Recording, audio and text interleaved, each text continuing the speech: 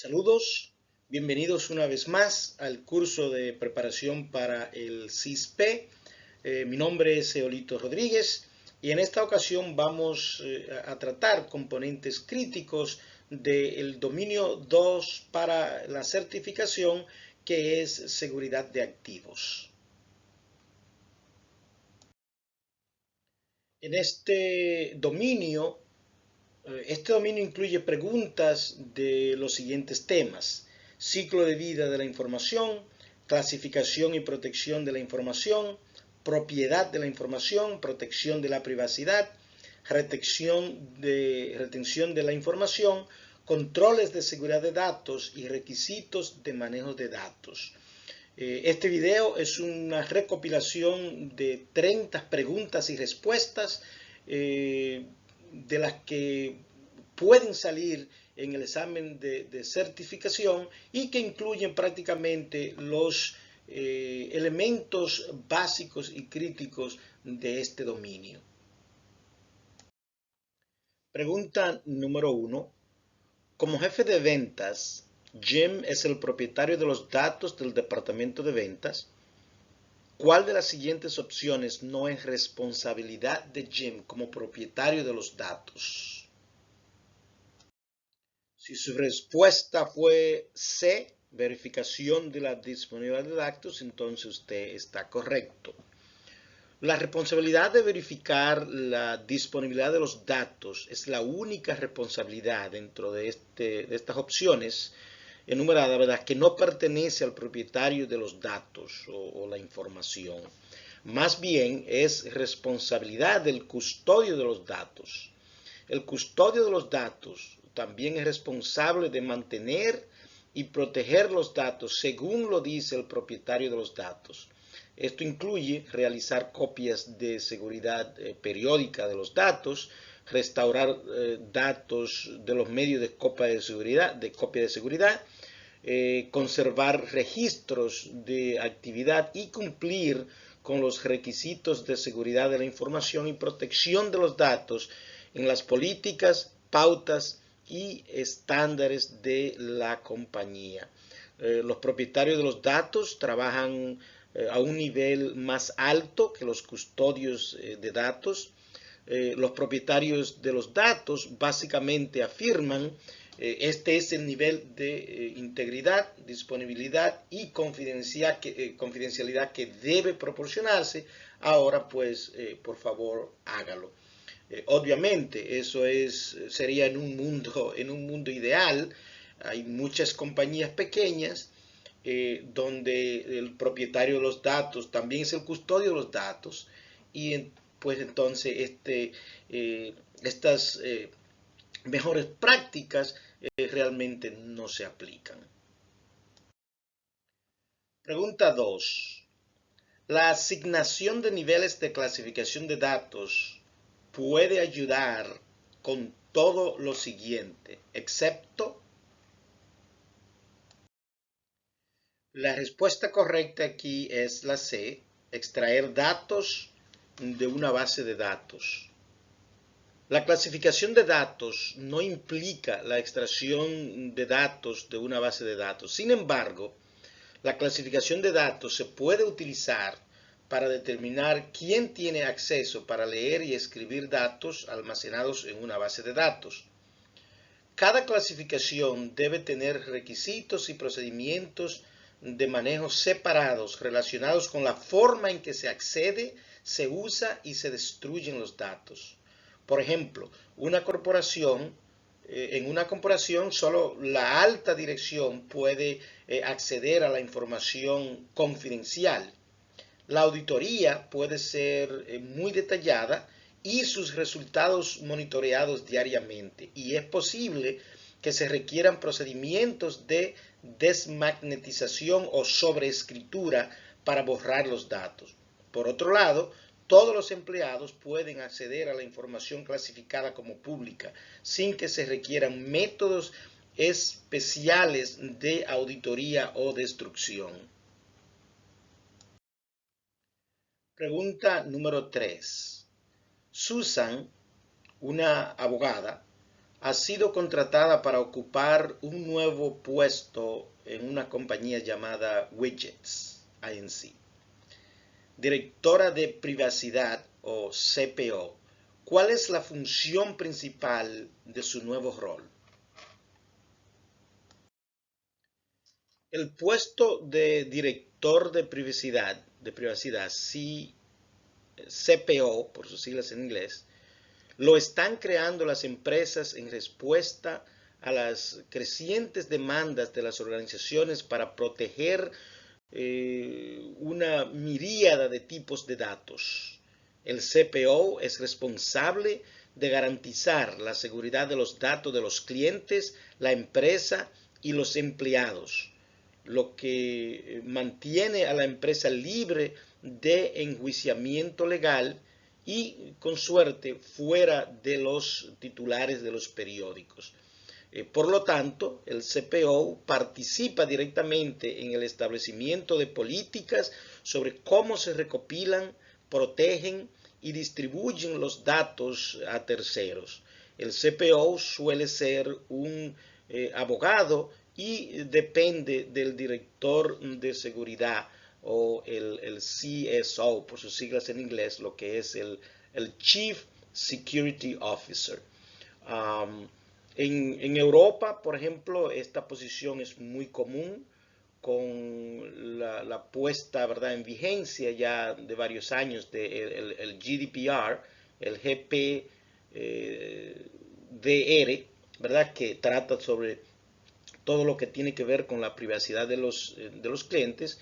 En otros países, por ejemplo en los Estados Unidos, ya hay muchas leyes que se están implementando acerca de sobre privacidad.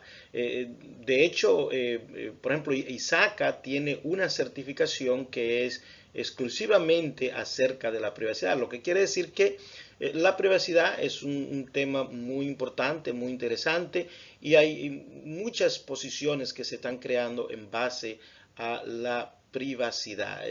Normalmente estos puestos de privacidad son personas que tienen grados de leyes, son abogados, aunque no necesariamente, no creo que en todas las compañías sean abogados, pero normalmente tratan de buscar una persona que tenga algún grado relacionado con leyes. Pregunta 4. Jared juega un papel en el sistema de clasificación de datos de su empresa. En esta función debe tener el debido cuidado al acceder a los datos y asegurarse de que los datos se utilicen solo de acuerdo con la política permitida, respetando las reglas establecidas para la clasificación de los datos. Él no determina, mantiene ni evalúa los controles. Entonces, ¿cuál es el papel de Jared? Su papel es el de usuario de datos. Cualquier individuo que use datos para tareas relacionadas con el trabajo es un usuario de datos. Los usuarios deben tener el nivel necesario de acceso a la información, ¿verdad?, para realizar las tareas dentro de su puesto y son responsables de seguir los procedimientos de seguridad operacional para garantizar la confidencialidad, la integridad y disponibilidad de los datos para otros.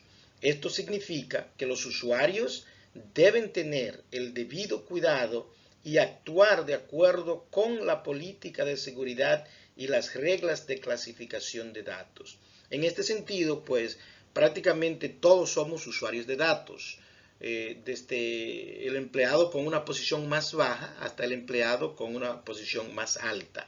Entonces, pues cuando utilizamos esos datos, obviamente tenemos que entender qué tipo de datos estamos utilizando y saber cuál es la clasificación de los mismos para, pues, entonces poder actuar acorde a esa clasificación de datos de acuerdo a las políticas de la compañía. Pregunta número 5. Michael está encargado de desarrollar un programa de clasificación de datos para su empresa. ¿Cuál de las siguientes cosas debería hacer primero? La respuesta correcta aquí es la A, comprender los diferentes niveles de protección que se deben brindar. Antes de que Michael comience a desarrollar el programa de clasificación de su empresa, debe comprender los diferentes niveles de protección que se deben brindar. Solo entonces podrá desarrollar los niveles de clasificación necesarios y sus criterios. Una empresa que puede optar por utilizar solo 2 niveles de clasificación, mientras que otra puede optar por utilizar mucho más niveles. Independientemente, al desarrollar niveles de clasificación, debe tener en cuenta que demasiados o muy pocos niveles de clasificación harán que la clasificación sea ineficaz. No debe haber superposición en las definiciones de los criterios entre los niveles de clasificación, y los niveles de clasificación deben desarrollarse tanto para los datos como para el software. Pregunta número 6. ¿Cuál de los siguientes no es un factor para determinar la sensibilidad de los datos? La forma en que se utilizan los datos no influye en su grado de confidencialidad. En otras palabras, los datos son confidenciales independientemente de cómo se utilicen, incluso si no se utilizan en absoluto. Pregunta número 7. ¿Cuál es la principal responsabilidad de seguridad de un propietario de datos? Establecer la clasificación de los datos impulsa todas las demás decisiones sobre los datos. Determinar cómo se usarán los datos y determinar quién debe usarlos son responsabilidades dentro del alcance del propietario de los datos, pero son responsabilidades funcionales más que de seguridad. El propietario puede participar en la determinación del valor de los datos, pero dado de que su valor es una medida relativa a todos los demás activos de datos corporativos, no puede ser algo de lo que el propietario de los datos sea el único responsable. Determinar cómo se conservarán los datos recae en el papel del custodio de los datos. Pregunta número 8. ¿Cuál es la técnica más valiosa para determinar si se debe implementar un control de seguridad específico? La respuesta correcta aquí es la B, análisis de costo-beneficio. Una vez que se ha identificado que un riesgo es real, lo suficientemente probable y lo suficientemente impactante como para requerir que se implemente un control para reducir el riesgo dentro de un rango tolerable, ¿verdad? Aceptable de la compañía, se debe seleccionar una contramedida. Solo un análisis del costo y beneficio de cada posible medida puede determinar qué curso de acción se debe tomar. Esto es muy importante que los profesionales de ciberseguridad debemos tener en cuenta. No es suficiente ir a un ejecutivo y decirle, mire, hay que implementar tal y cual medida, simplemente porque hay un riesgo, pero ¿cuál es el riesgo? ¿Cuál es en términos financieros, qué significa eso para la compañía, verdad? No todos los controles, por supuesto, tienen el mismo costo ni el mismo beneficio, todo depende de cuál es el activo que se está tratando de proteger, ¿verdad? Entonces, obviamente, si es un activo crítico, pues requiere quizás un control más específico. También es importante aclarar que hay muchos controles que no requieren de un gasto excesivo, y que es fácil quizás de convencer a un ejecutivo para que de soporte financiero, ¿verdad? Para implementar ese control. Sin embargo, hay controles que son bastante costosos, dependiendo, supongamos que usted tenga una compañía de unos 1000 empleados y que por lo que la compañía hace, usted determina que es importante utilizar, encriptar todas las computadoras portátiles, la base de datos y un sinnúmero más de activos, ¿verdad? Esto puede ser bastante costoso. Entonces, en este caso, hay que crear lo que se llama un business case o un caso de negocio basado en ese análisis de costo-beneficio para poder presentarlo a la parte gerencial y poder vender la idea, ¿verdad?, de que se necesita implementar ese control.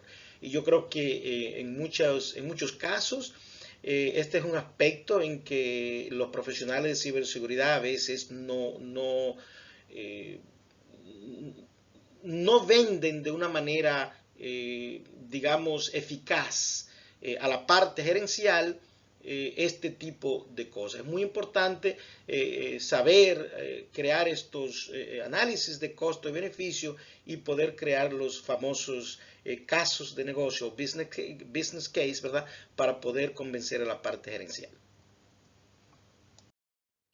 Pregunta número 9. ¿Cuál de las siguientes es la etapa menos importante en la gestión del ciclo de vida de la información? Tenga en cuenta aquí en esta pregunta que un componente básico es el menos importante, incluso lo ponen en letra mayúscula todo, lo que quiere decir que eh, prácticamente todo lo que está aquí es importante, ¿verdad? Pero ¿cuál de ellos es el menos importante? La etapa menos importante, ¿verdad?, en la gestión del ciclo de vida de la información es la de migración de la base de datos.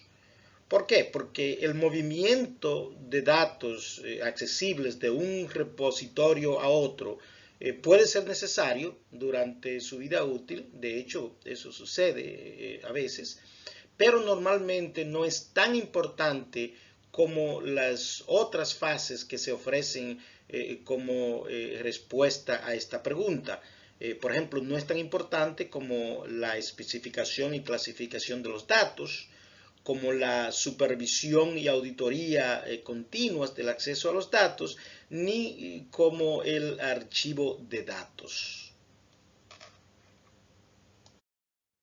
Pregunta número 10. ¿Cuáles de los siguientes son métodos efectivos para prevenir la remanencia de datos en dispositivo de estado sólido o SSD? Solid State Drive, ¿verdad?, por sus siglas en inglés. Entre las opciones ofrecidas, ¿verdad?, la correcta es la C, porque la destrucción física del dispositivo es la única forma eficaz de garantizar que no queden datos en un disco SSD. La A es incorrecta debido a la forma en que los discos SSD escriben bits en el almacenamiento de estado sólido. La eliminación de medios no suele ser más eficaz que la eliminación y no eliminará a los datos. Lo que es the purge o la purga de medios suele ser un intento de sobreescribir todos los bits, que también pueden no eliminar los datos debido a las propiedades únicas de las SSD que difieren de los dispositivos de disco duro HDD, Hard Disk Drive, por sus siglas en inglés. Estos son los HDD, son estos discos duros tradicionales que tienen un mecanismo, que tienen plastos, ¿verdad? Donde escriben los ceros y los unos, los bits. Los SSD no tienen este sistema mecánico y por lo tanto pues es mucho más difícil de borrar. La B es incorrecta porque la desmagnetización solo funciona al destruir la magnetización de los dispositivos de almacenamiento que dependen de ella para el almacenamiento persistente, lo que de nuevo no ocurre con los SSD. Entonces el desmagnetizar funciona en los discos tradicionales que son lo que es el HDD o Hard Disk Drive, lo que tienen estos plastos de los cuales ya hemos hablado. Y pues la D es incorrecta prácticamente por las razones que ya he citado. Pregunta número 11. El requisito de borrado es el final del ciclo de vida de los medios si los medios contienen información confidencial. ¿Cuál de las siguientes opciones describe mejor la purga, lo que es el purge? Aquí la respuesta correcta es la D. La información se vuelve irrecuperable incluso con un esfuerzo extraordinario. Esta purga, o lo que en inglés se conoce como el purging, son mecanismos obviamente mucho más fuertes que lo que es simplemente borrar los datos, pues datos que son borrados pueden ser recuperados, ¿verdad? La depuración es la eliminación de los datos confidenciales de un sistema, dispositivo de almacenamiento o dispositivo periférico con capacidad de almacenamiento al final de un periodo de procesamiento, ¿verdad? Esta acción se realiza de tal manera que existe una garantía proporcional a la sensibilidad de los datos de que los datos no se pueden reconstruir. Eliminar archivos en un medio no hace que los datos desaparezcan, solo borra los punteros a donde los datos en esos archivos todavía viven en el medio, ya sea el disco duro o un DVD, etc. Así es como las empresas que se especializan en restauración pueden recuperar los archivos eliminados intactos después de que hayan sido aparentemente o accidentalmente destruidos. Incluso simplemente sobreescribir los medios con nueva información puede no eliminar la posibilidad de recuperar la información escrita previamente. Es por eso que se requieren algoritmos de sobreescritura seguros. De hecho, a nivel del gobierno federal, un disco duro debe sobreescribirse por lo menos 7 veces para garantizar de que la información esté totalmente destruida. Hay que tener en cuenta que estamos hablando cuando hay información de alta confidencialidad. Obviamente, pues estos dispositivos de almacenamiento no se exponen a este tipo de acciones, ¿verdad? Con información que no vale la pena gastar dinero. Pero hay compañías, por ejemplo, de recuperación de datos que pueden recuperar datos aun si un disco duro ha sido formateado. O un disco duro está. Yo recuerdo, por ejemplo, en una de las empresas que trabajé, que una vez el CEO, el dueño de la compañía, tenía un disco duro con información muy importante y el disco se dañó totalmente. Pensamos que ya no había remedio y pues investigué con una de estas compañías de recuperación de datos, un poquito bastante caro, creo que costó alrededor de $1,500, pero recuperaron todos los datos que había en el disco duro. Así es que cuando estamos tratando con información muy confidencial, ya al final del ciclo de vida de esa información, si queremos deshacernos de ella, tenemos, para asunto del examen, es muy importante comprender cuáles son los diferentes métodos de destrucción de datos y también dependiendo del medio que se está tratando de destruir. Por ejemplo, hemos hablado de que es muy diferente la destrucción de datos en discos tradicionales, los HDD, estos discos que tienen estos plastos mecánicos, ¿verdad?, de lectura y escritura, en comparación con ya los discos más modernos, con estos discos de SSD. La forma en cómo cada uno de estos medios almacena información, pues lo hace muy diferente a la manera de lo que es la destrucción de datos. Pregunta número 12. Sam planea establecer un servicio de telefonía móvil utilizando la información personal que le ha robado a su antiguo jefe. ¿Qué tipo de robo de identidad es este? La respuesta correcta aquí es la B, nombre verdadero.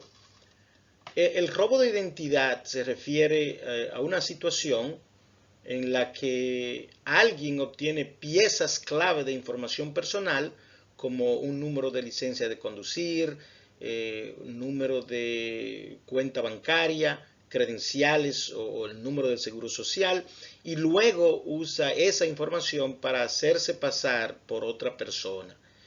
Por lo general, los ladrones de identidad utilizan la información personal para obtener crédito, mercadería o servicios o a nombre de la víctima, ¿verdad? Eso son comunes, acciones comunes que toman. Esto puede resultar en casos como arruinar la calificación crediticia de la víctima, regenerar antecedentes penales falsos y emitir órdenes de arresto para las personas equivocadas. El robo de identidad se clasifica de dos formas: nombre verdadero y apropiación de la cuenta. El robo de identidad de nombre verdadero significa que el ladrón usa información personal para abrir nuevas cuentas a nombre de esa persona, ¿verdad?, a la que le robó la información. El ladrón podría abrir una nueva cuenta de tarjeta de crédito, establecer un servicio de telefonía móvil, como en este caso, como Sam, o abrir una nueva cuenta corriente para obtener cheques en blanco. En los Estados Unidos el robo de identidad es muy común porque muchísimas instituciones bancarias, compañías que ofrecen tarjeta de crédito, por ejemplo, todo el proceso se hace a través de una página web donde usted llena un formulario y, ¿verdad?, y toda la verificación se hace por ese medio. Yo tengo, por ejemplo, tarjetas de crédito que he abierto y nunca, no sé ni siquiera dónde existe esa institución físicamente. Nunca he hablado, ni siquiera tienes que hablar con una persona, sino que todo el proceso se hace a través del internet. Entonces establecer, obviamente si alguien pues tiene esa información, toda esa información correcta, pues entonces puede hacer todo este tipo de cosas como lo hace el verdadero dueño de la cuenta. De hecho, en los Estados Unidos, por esta situación, es muy común los servicios en contra del robo de identidad personal, como Symantec, por ejemplo, tiene un servicio que se llama LifeLock, del cual yo utilizo ese servicio. Es un servicio que monitorea todas estas acciones para evitar que te roben tu identidad. El robo de identidad personal en los Estados Unidos es una empresa multimillonaria. Son billones con B de dólares que se pierden anualmente debido al caso del robo de identidad personal. Y una vez a una persona le han robado la identidad, probar que él realmente es la persona correcta es extremadamente difícil y costoso.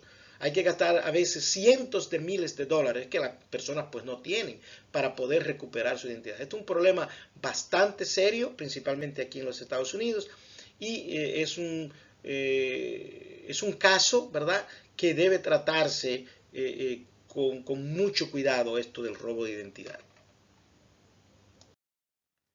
Pregunta número 13. ¿Cuáles de las siguientes son categorías militares comunes de clasificación de datos? Dentro del complejo militar y el aparato de seguridad nacional de los Estados Unidos, las designaciones más comunes para la clasificación de datos son no clasificado frente a clasificado. Dentro de las clasificaciones de información clasificada se encuentran confidencial, secreto y máximo secreto.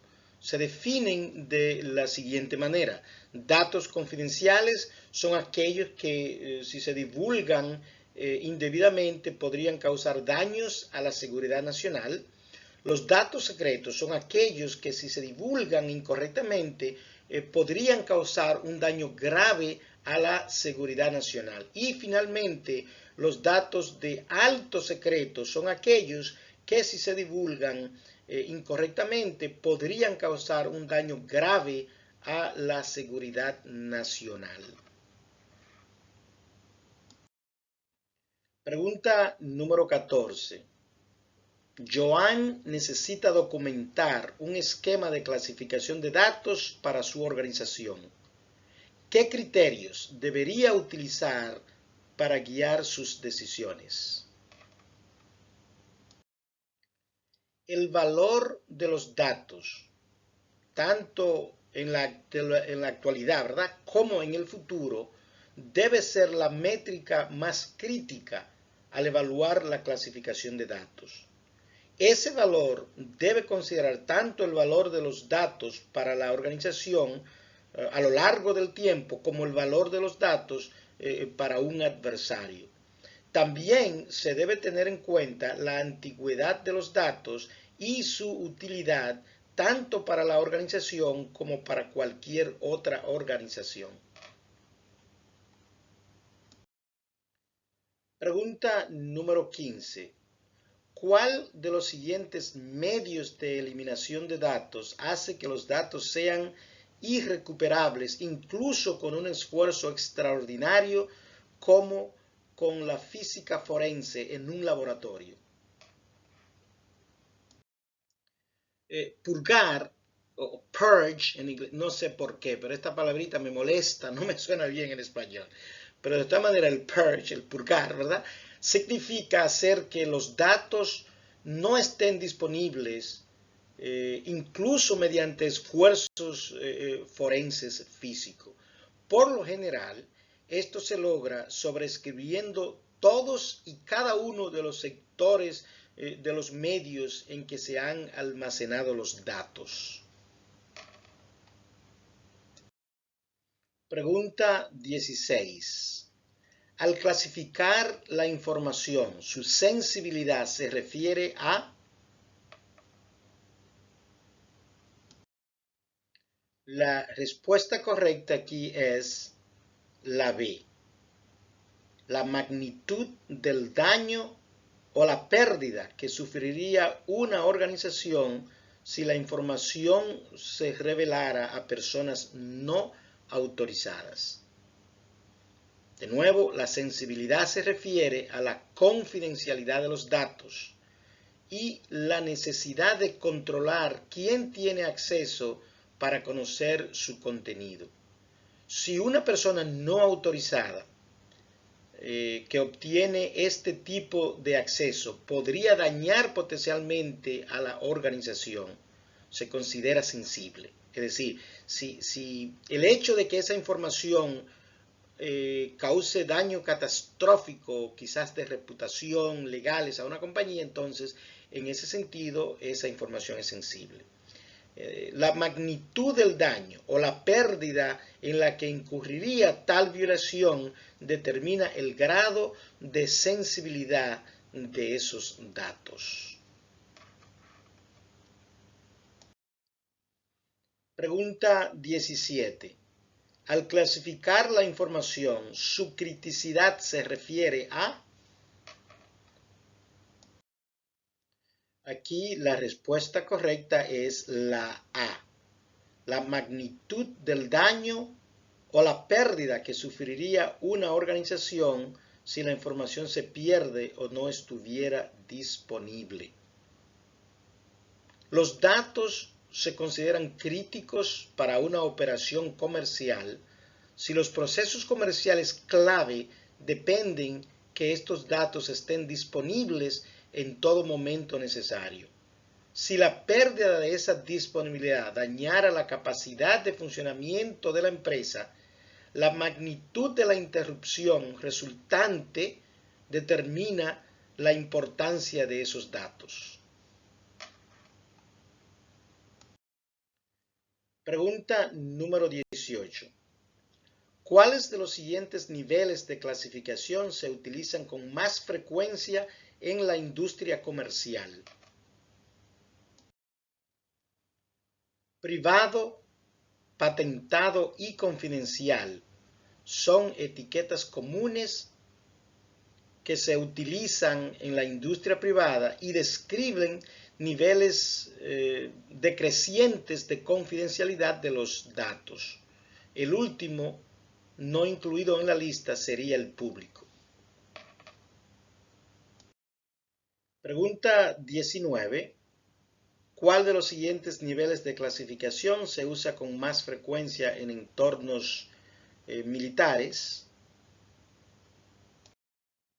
Aquí la respuesta correcta es la A, confidencial, secreto y máximo secreto o top secret, secreto máximo, como se quiera. Esta es una pregunta que ya la hemos tratado, que hemos visto una similar a esta. Estas clasificaciones son pues los niveles de clasificación oficial más comúnmente utilizados dentro de las organizaciones gubernamentales orientadas a la seguridad nacional y militar y especifican la sensibilidad de menor a mayor orden en el orden presentado aquí en la pregunta. Pregunta número 20. ¿Cuál de las siguientes afirmaciones es verdadera con respecto a los requisitos de retención de datos? Y si usted eligió la respuesta D, pues acertó. Una política bien documentada para la retención de datos es un componente mínimo pero necesario del cumplimiento normativo. Entonces, de nuevo, una política de este tipo es ciertamente un componente necesario para el cumplimiento normativo, ya que ninguna organización puede esperar satisfacer tales requisitos sin una declaración abierta de la dirección ejecutiva sobre qué se hará exactamente. También es un mínimo indispensable, ya que también deben existir procedimientos obligatorios para cumplir con las directivas de la política. Pregunta número 21. ¿Por qué el tema de la remanencia de datos a veces es problemático? La respuesta correcta es la B. Con la mayoría de los sistemas de archivos, la acción del sistema operativo de eliminar un archivo simplemente marca los bloques o grupos que se utilizan para almacenar el contenido del archivo como no utilizados y por lo tanto están disponibles para ser utilizados posteriormente para almacenar otros archivos. A menos que los bloques o clústeres, ¿verdad?, se utilicen posteriormente, los datos que contienen permanecen y se pueden recuperar de forma forense. Pregunta número 22. ¿Para cuál de los siguientes medios físicos la desmagnetización es un medio relativamente económico y eficaz de erradicar datos. La desmagnetización solo funciona con medios magnéticos y se realiza de forma relativamente económica en cintas, ¿verdad?, cuyos campos magnéticos son relativamente débiles y no están bien protegidos contra interrupciones externas. Pregunta número 23. ¿Cuál de los siguientes enfoques es la forma más eficaz para que una organización reduzca su responsabilidad con respecto a la protección de datos privados? Si usted eligió la respuesta D, está en lo cierto. Limite la cantidad de datos privados recopilados a los necesarios, a la persona, ¿verdad?, para las funciones comerciales. Es casi seguro que se requiera cierta cantidad de datos privados para las funciones comerciales necesarias, aunque solo sea para la gestión de recursos humanos. Ahora bien, limitar la recopilación de dichos datos tanto como sea posible es sin duda la mejor práctica, ya que una organización no tiene que proteger lo que no posee. Pregunta número 24. Al proteger los activos de información, ¿cuál de los siguientes controles de seguridad es más efectivo para los datos en movimiento? La respuesta correcta es la B. Implementación de cifrado con Transport Layer Security, o TLS, o el IPsec.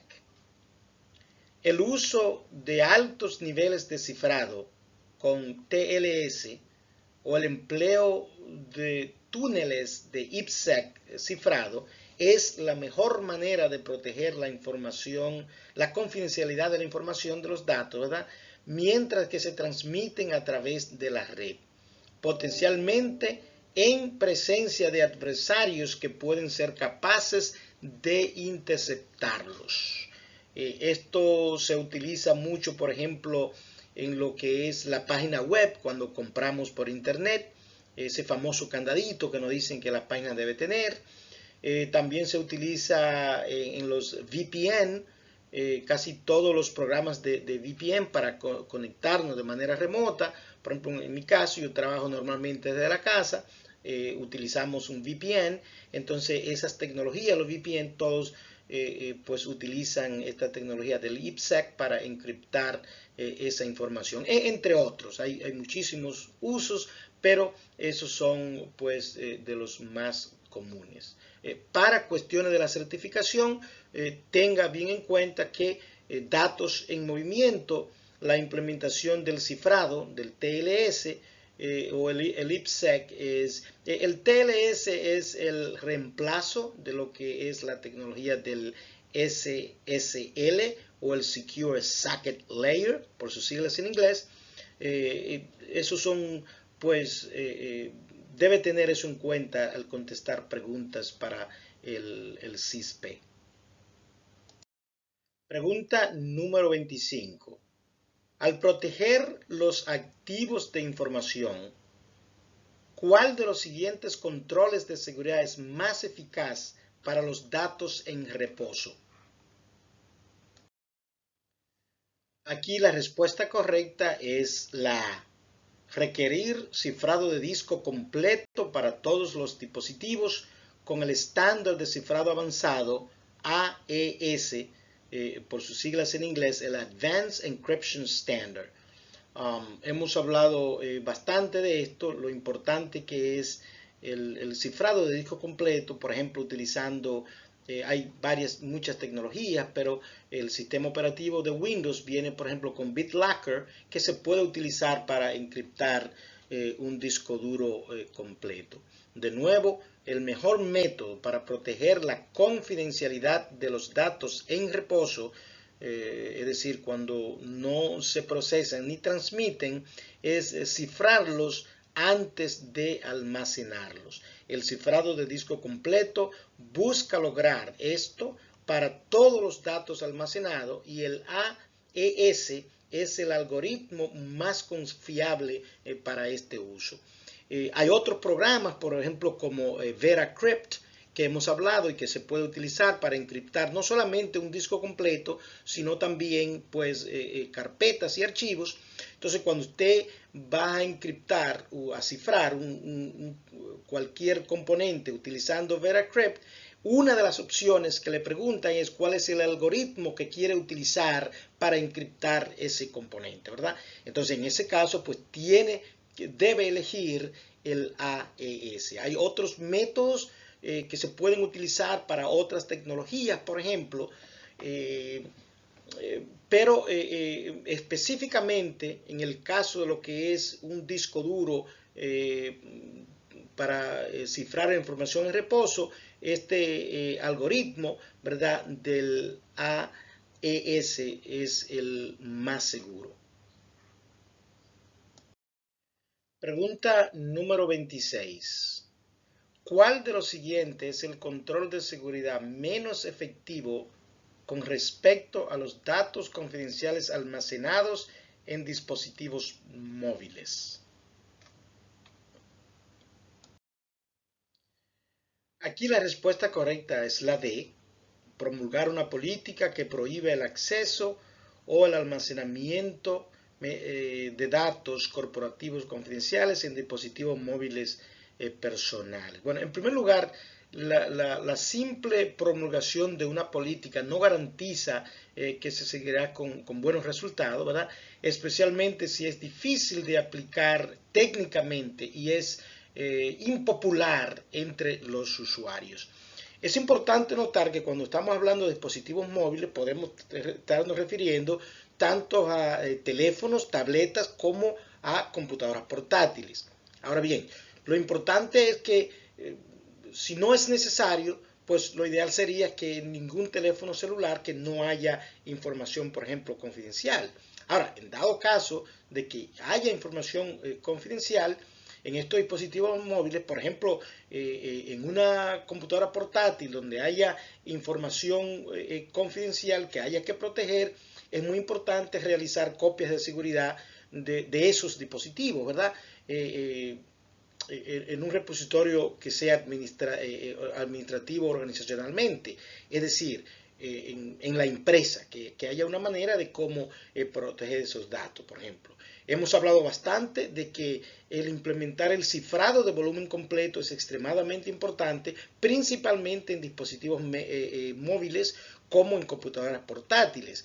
En los teléfonos celulares, por ejemplo, en el iPhone, automáticamente usted tiene una clave para entrar al celular. Desde que el teléfono se laquea, automáticamente está encriptado, lo cual es una ventaja a los teléfonos, por ejemplo, de Android, que como hay tantas compañías que fabrican teléfonos Android, realmente no hay uniformidad y hay muchos teléfonos Android que hay que, casi en la mayoría hay que ir y explícitamente configurar esto de encriptar los dispositivos móviles. Así que muy importante tener esto en cuenta al contestar este tipo de preguntas y obviamente en la vida real, en nuestras funciones como profesionales de ciberseguridad. Pregunta número 27.